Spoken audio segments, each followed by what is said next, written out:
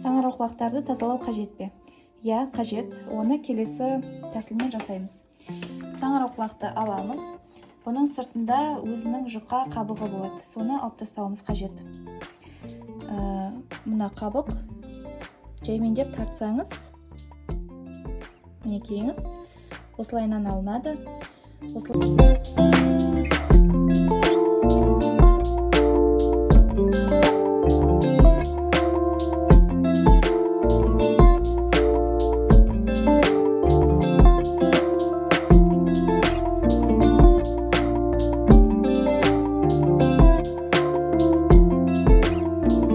Және осыдан кейін түбіртектерін осылай кесіп тастаймыз.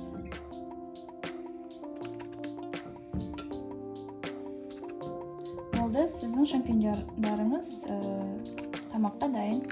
Кесіп, турап, тамаққа қоса берсеңіздер